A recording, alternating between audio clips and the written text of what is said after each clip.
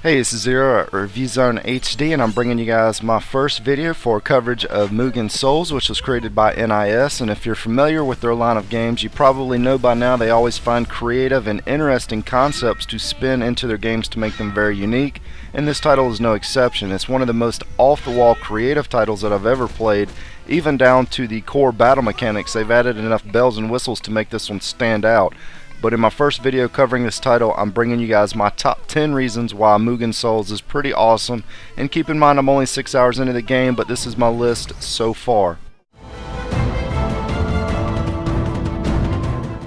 At number 10, we have some airship battles going on here. Nothing breaks the typical RPG mold like a good old-fashioned rumble in space, Star Trek style, to kind of switch things up a little bit. I haven't played enough of the game quite yet to figure out what the benefits of everything to do with the space battles are going to be, but rest assured, I'm sure there's some bigger picture behind all of it. At number 9, I have the dialogue, the script of the game. It's absolutely crazy, and when I say crazy, I mean it's straight off the chain, no holds bars, Comedy Central meets Adult Swim crazy. It has a lot of very dirty jokes that made me laugh out loud quite a bit because it's just so over the top and not something that you would expect to see in a video game. I'm actually really surprised it's carrying a teen rating and not a mature rating, but even if you don't enjoy that sort of thing, or if you get bored listening to the goofy stuff they're saying, you can always skip through it to get to the meat of the game.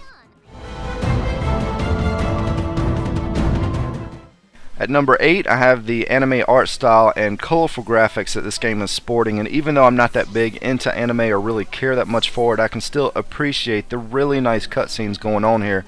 Even the text is just exploding with very bright, vivid colors. There's a bit of a hazed over blur effect which is noticeable in some areas, but it doesn't really bother me that much because of how well the game uses these multiple fruity colors to really give it a very friendly feeling.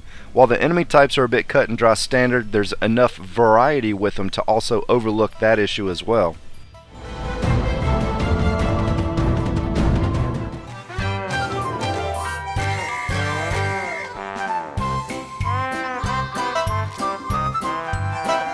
At number 7, I have the music is very uplifting and the voice acting is very upbeat. It's hard not to really enjoy the music on here. It's got that same sort of Disgaea soundtrack feel to it, but even as good as the Disgaea soundtracks generally are, this one's better. Some of the voice acting's really good, some of it's annoying, but you kind of have to take the good with the bad, and overall I'd say the good definitely outweighs the bad in this category.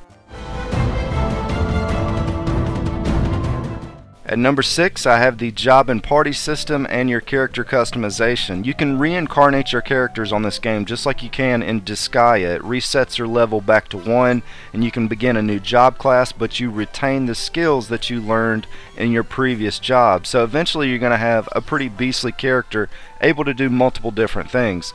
Also, equipping new clothes is essentially your typical RPG battle equipment screen.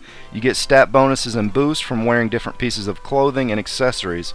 As of right now, I can have 4 people in my main party and 4 in the reserve, which you can expand the number of slots in your reserve party, but your members in reserve gain experience when you win battles, so it's a lot less grinding that you're going to need to do, and you can swap them into your party at any time. At number 5, I have weapon upgrades and their attachments. If giving your character a crazy amount of customization options for their job and skills wasn't enough, prepare to waste hours away playing around with your weapons as you work your way towards building the ultimate weapon. You can level them up for more damage, and eventually you can start attaching matter to them that will alter and enhance special abilities, similar to adding materia Final Fantasy VII style. Keep in mind your character can reach level 999, and there's also a New Game Plus option, so expect to spend a lot of time working on your weapons. At number 4, I have Bottomless Dungeons. By far without a doubt my favorite portion of both Legasista and Disgaea was building a good party setup and then testing them out in randomized dungeons. This title has that same style of battle arena with a few twists, but the ultimate goal of using it is to obtain rare items and leveling your party up. You also have to bet some of your in-game points to enter. The more points that you bet, the tougher the dungeons become, but you also get better rewards. Also, after clearing a certain number of floors, you can lock certain battle conditions to increase the rewards that you obtain. For example, you can lock the ability to use your own party magic. There's just so many options here, it's mind-blowing.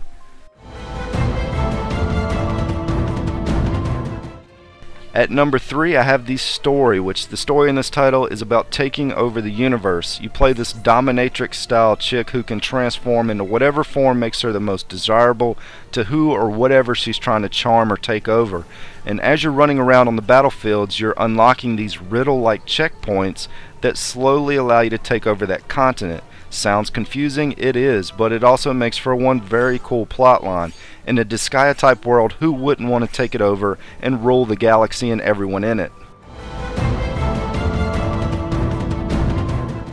At number 2, I have the tutorials, which are absolutely critical for a game like this. As confusing as this game is, the tutorials were very well paced, and what I mean by that, it doesn't just toss everything on your plate at once and send you on your way. It gives you little tidbits at a time. It lets you get some hands-on time using whatever it is it's trying to teach you, and then it moves on to the next tutorial. I was 6 hours into the game and the tutorials were still rolling in on a regular basis, but I never once felt overwhelmed. There's still a few things that I'm a little fuzzy on. I'm still kind of guessing on certain parts of the game, but overall, for a game that's this confusing, they did a great job of implementing a solid way of teaching you what's going on. And at number 1, the most important feature on any tactical or strategic based RPG, or in this case JRPG, is going to be the battle system, and the battle system on this game is pretty awesome. Understanding the battle system is like understanding a riddle. It's going to be overly confusing at first, but extremely rewarding later on once you figure it all out. Luckily, the game takes it easy on you for the first few hours, so making mistakes early aren't that big of a deal. There's actually so many options with the battle system, I'm thinking about making an entire video just discussing exactly what you're watching here, because there's a lot of under the hood mechanics in play that aren't going to be that noticeable when you're watching a video for it.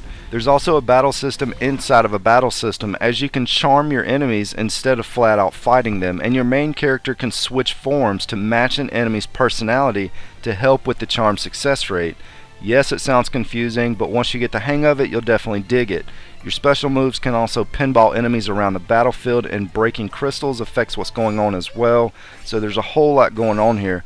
This RPG has a much slower paced tempo than what a lot of people are used to, but if you have played any previous NIS JRPG in the past, you should know what you're getting into with this one. It's one company that's always putting together a vast amount of content and bang for your buck with every title that they create, and this one's no exception. I'll have a full review and possibly a few other videos coming up over the next few days. This is Zero at ReviewZoneHD, and thanks for stopping by.